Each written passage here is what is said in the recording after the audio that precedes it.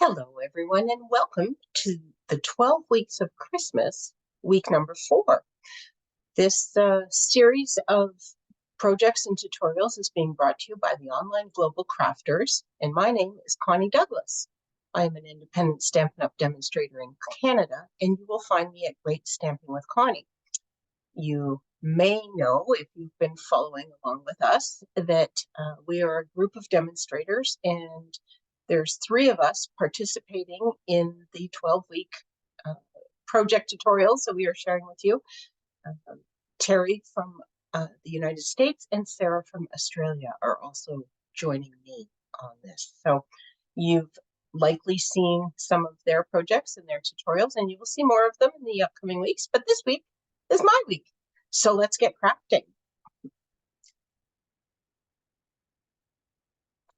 Okay. The card this week uses the very cute stamp set and coordinating punch. And this is a bundle that you can purchase in the fall mini catalog. And I have to tell you, the whole suite, everything that they offer, the designer series paper, the punch, the stamp, they have memories and more cards. They have it all, and it's all adorable and fun, and I love it. So I thought I would share a card with you today that I've made using that bundle. So back to the stamp set for a moment. There are 3 polar bears in it. The punch coordinates with this one, and we are using all 3. So these 2 are fussy cut. So I will tell you right now, there is some fussy cutting involved to make today's card, and that is for these 2 polar bears here. And I actually have gone ahead and stamped and fussy cut those because you probably didn't want to watch me fussy cutting. It's not always a fun time. But I am going to stamp and punch this guy, just so you can see me doing a little bit other than just cutting and gluing and yes, anyway. So I am using Night of Navy ink. I should probably tell you what you're looking for. If you have the kit that we sent to you, you should be pulling out a balmy blue card base. Okay. You should have somewhere. There we go. A piece of basic white cardstock to go on the inside of your card. I like to stamp it first. I don't generally put sentiments inside my all occasion and everyday cards, but I do for my Christmas cards. So the advantage of having an extra layer for the inside is that you can stamp your sentiment and then adhere it. And if you mess up, no harm. You just flip the paper over. You will have a piece of Night of Navy cardstock. You will have a piece of designer series paper, and it may not look exactly like this depending where it was cut.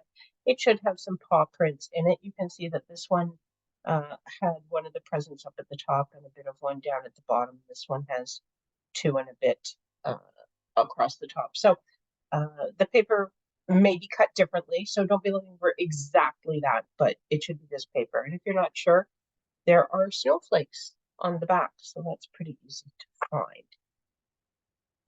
And then you likely have another piece of basic white cardstock, and this is to stamp all your polar bears on and your sentiment. Okay, so the sentiment stamp is that I used is this Christmas is Better Together. And if you notice, it doesn't look exactly the same. All I did was cut it into strips. So really easy to do. You can leave it whole, but it takes up a big chunk of your card, and it's a little bit tricky to fit your polar bears in, which is why I cut it into the strips. But you can cut it and place these however you wish, and we might play with a little different configuration as I start onto this card. Or you can use a whole different sentiment. You could just use Merry Christmas or Warm Wishes, whatever you choose. And if you don't have any of the supplies that we use for any of our projects, just go into your stash and grab something that you do have.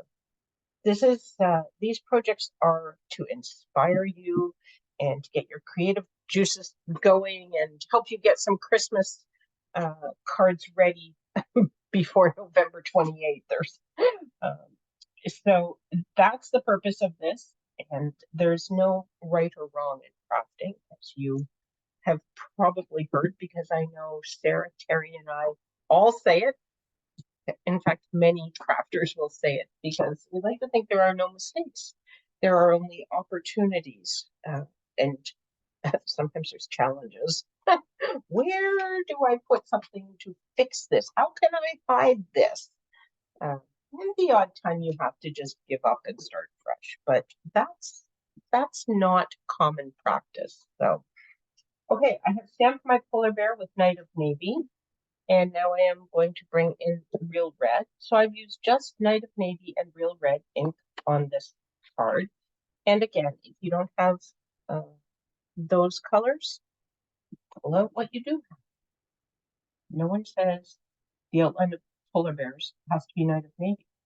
And he certainly doesn't have to be wearing a red scarf. I just chose that. So there's our polar bear. And this one is the one that coordinates with the punch. So if you are punching something, it's always easiest to stamp first and then punch, because it's easier to line this up around your stamp than to get your stamp exactly where you want it. It can be done either way, but this is generally easier. And when you are stamping, you want to have your punch what we would sort of think of as upside down. This seems like the top, but you want it upside down, of course, so that you can see where you are punching. Now, if you are just punching plain paper and you're going to stamp later, or you're just using the outline and you're not going to stamp at all, you can do it. You can hold it this way if you wish, but there's still the risk that you won't have your paper fully in there. So punching upside down is just a good habit to get into. So there's my polar bear, my third polar bear. So now I have all three of them, and I'm going to bring in this is a light balmy blue Stampin' Blend, and I'm going to use this just to add a little bit of highlighting to him, just to add a little bit of contour to shade him a little bit, to feel like I'm an artiste. And there are some little markings in the stamp that just sort of make for sort of a natural highlighting area. And I'm just kind of add a little bit of color down one side of his legs. And then we come to the little baby and we'll do something similar to him. We'll just highlight this area on his back. I am using the thin tip end. There is a brush end, and it's got a nice point on it, but it's softer. It's more like a brush, so it's just, it will come out a little bit thicker, and I didn't want it too thick, so that's why I'm using the thin end of this. And then we just give this guy some shape as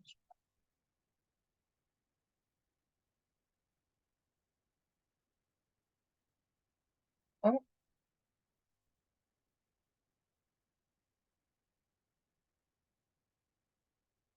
there we go. So it just adds a little bit of definition. If you don't have Stampin' Blends, you could use a Stampin' Write marker, or you could just skip that that part. You don't have to do it, and just use your bears as they were. Okay, and now we just need to put this guy together. So I'm going to fold him on the score line and give it a nice with my bone folder. The Designer Series paper has just a very narrow border, so I'm going to use liquid glue to adhere that. And if you are using our liquid glue, remember that you just want a thin stream of it because a little goes a long way. It is very sticky, wonderful adhesive.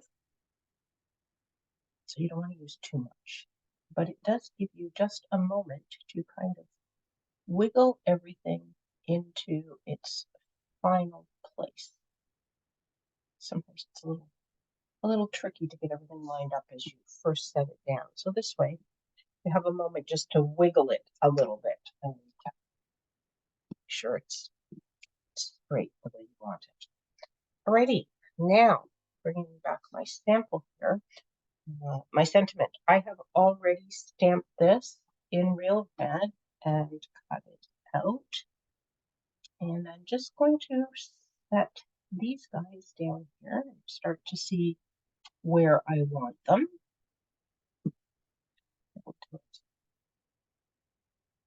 This guy a little bit lower this time, and that way he won't cover up the gift. Because now I do have a little bit, I'm gonna have to put some of these over the present. That's okay. They can go, since you can still see that there's gifts under there. But so here's just a little bit different way of putting the sentiments on. And again, there is no right and wrong, but I thought this might be kind of fun for this card. So I think I will do something like that. Okay. Now I have put all of these pieces onto my card with dimensionals. So I'm going to bring in a whole bunch of dimensionals here. Flip these all over, and some of these are fairly thin, so I'm using the mini dimensionals here. And I will apologize right now. I'm a little slow, perhaps, at getting dimensionals stuck down and getting the backings off. So I'll get this done as quickly as I can for you, but so sometimes they cooperate more than other times, so we'll see.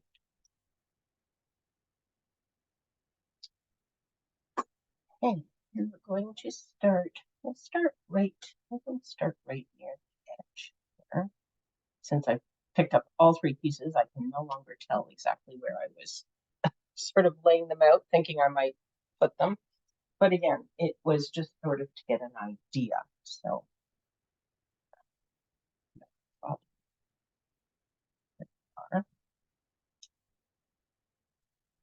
and then just very obviously doesn't go over to the other edge, and that's fine.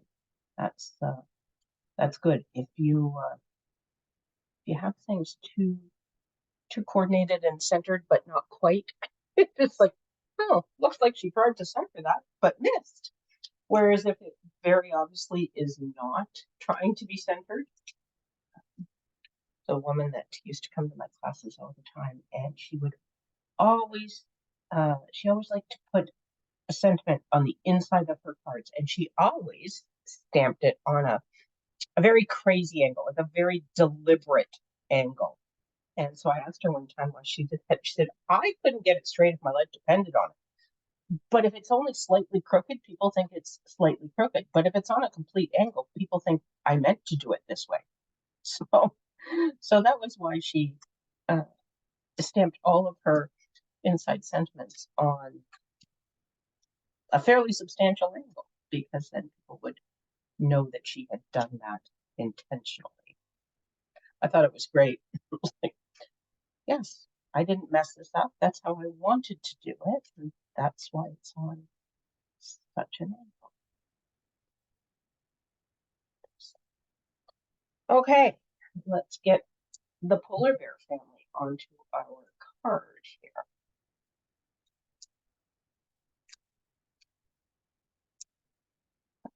Okay, so those last dimensionals were very cooperative. These are, can we just a little bit run for my money? Oh, but look, there's one that's almost popping right off.